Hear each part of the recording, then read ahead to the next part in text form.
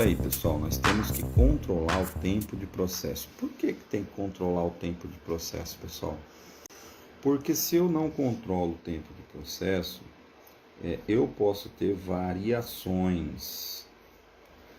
Estas variações, elas são variações que vão provocar problemas nas peças. Vou citar um exemplo. Você faz um aquecimento de uma coquilha. Se você demora demais para fazer o ciclo, a coquilha esfria e você vai ter um rechupe.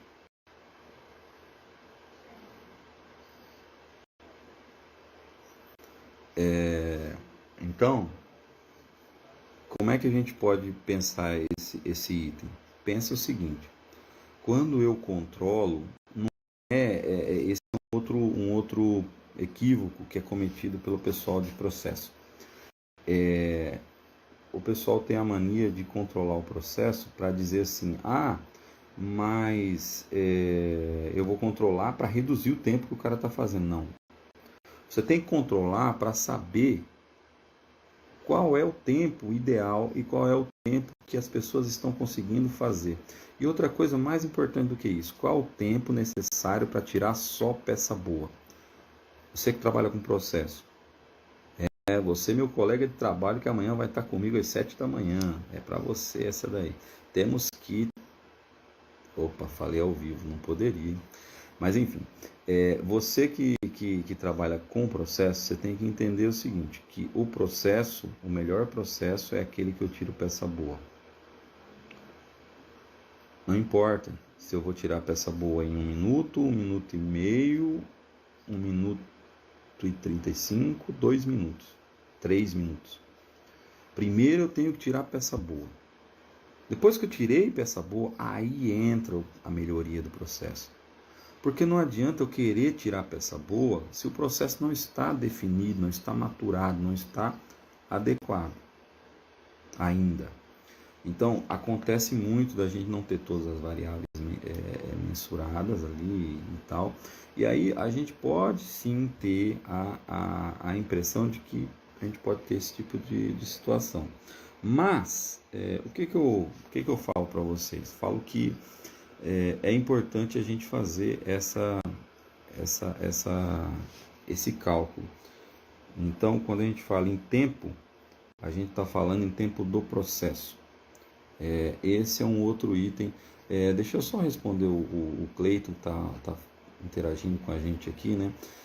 Falamos muito em controle de custo, mas falamos pouco em controle de apontamento, as baixas automáticas de estoque, bentonita, por exemplo, os apontamentos de refúgio, os pesos dos canais, principalmente dos principais itens, constantemente pesados. São tantos os problemas que tínhamos em apontamentos. É isso mesmo, Cleiton. E a gente vai falar um pouco sobre isso. Um dos caminhos aí é justamente esse o ponto. O Giuseppe Fus colocou muito bem. Então, assim, o que é melhor? Ter um tempo de ciclo de 4 minutos e tirar só peça boa, ou ter um tempo de ciclo de 2 minutos e tirar 50% de refúgio? Se eu tirar 50% de refúgio com o tempo de 2 minutos, vocês concordam que eu estou gastando mais de 4 minutos e ainda estou jogando matéria-prima fora? Então, não faz muito sentido. Então, o que a gente tem que fazer? Tem que fazer o que o meu amigo faz, meu colega de trabalho faz. Ele ajusta o processo. Uma vez que ele ajustou o processo, deixou o processo redondinho, aí ele vem fazendo as melhorias. Isso é o que precisa ser feito sempre. Tá? Primeiro a gente determina os tempos. E aí eu controlo os tempos. Tá? Ainda dentro de tempos de processo, é importante determinar que tempo de processo é diferente de capacidade produtiva ou algo nesse sentido da forma convencional. Qualquer dia a gente vai fazer uma live exclusiva sobre isso. Mas o que eu quero dizer com isso?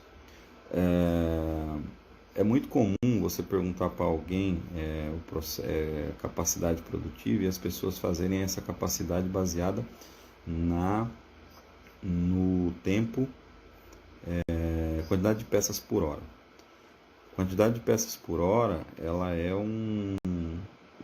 um demonstrativo, mas ele pode ser facilmente confundido, gerar números controversos. Então, o que é melhor você fazer? É você estipular o tempo necessário para produzir uma peça ou para produzir um ciclo de peças. Por que isso, pessoal? Porque nesse tempo de ciclo, eu vou embutir no meu tempo de ciclo, eu vou embutir os tempos parados, os tempos de ajustes, os tempos de regulagens, pequenos ajustes, aquilo que acontece no dia a dia, abastecimentos, manutenções do próprio operador. Manutenção que eu digo não é manutenção de máquina. Por exemplo, acabou o desmoldante, ele tem que ir lá buscar mais desmoldante, acabou o EPI dele, rasgou, ele tem que pegar um outro, e assim por diante. Então, na verdade, o que a gente fala de tempo de processo é justamente porque a gente quer que o processo aconteça no menor tempo possível, mas esse tempo tem que ser levado em consideração todas essas paradas e variáveis. Então você, amigo fundidor, que trabalha diretamente no processo, na produção fundindo, você consegue ajudar o seu amigo processista se você marcar todas as paradas e você marcar todos os momentos que você fez alguma atividade que não fazia parte efetivamente de processar. E quando você anotar isso, você vai dar subsídio para o seu processista, para o pessoal de processo, entender por que na avaliação inicial são 80 peças por hora, mas você nunca consegue fazer mais do que 50, do que 60, do que 65. Porque a cada 15 peças a máquina enrosca. Porque a cada 20 peças eu tenho que reabastecer o forno e aí tem que parar. Porque a cada 100 peças eu tenho que buscar mais desmoldante. E assim sucessivamente. Então, o que acontece? Nós temos que trabalhar em cima de números reais. O Clayton fala, margens de contribuição, fazer um 80-20 das peças produzidas e acompanhar as peças que impactam na rentabilidade. Voltamos. Então, na verdade, o que acontece? Essa margem 80-20 é um começo, a gente começa avaliando por aí.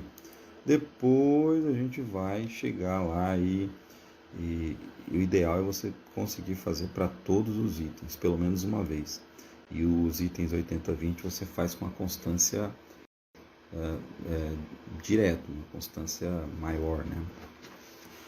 Beleza? Então, esse é um ponto. Então, item 1, matéria-primas e insumos. Item 2 a ser controlado, tempos de processo. E como é que eu controlo? Eu controlo do começo ao fim, conto como uma vez só? Não. Eu controlo etapa a etapa. Então, eu preciso saber quanto tempo demora na moldagem, quanto tempo demora no fechamento, quanto tempo demora na desmoldagem, quanto tempo demora no acabamento. Então, eu preciso dos tempos de cada etapa. E aí, depois eu somo tudo. Quem quiser mais informações sobre isso, tem uma live que a gente fez no seminário Lean, em outubro, onde eu falo sobre o mapeamento do fluxo de valor. Lá tem um conteúdo muito interessante sobre o mapeamento do fluxo de valor, que eu acho que vai ser muito legal para você que está começando a fazer esse tipo de trabalho, tá? Quem tiver dúvida também, manda e-mail aí, ou manda um direct aqui no aviãozinho para mim, ou manda lá no dr.refugo@gmail.com, tá? Que a gente vai tentar responder aí dentro do possível.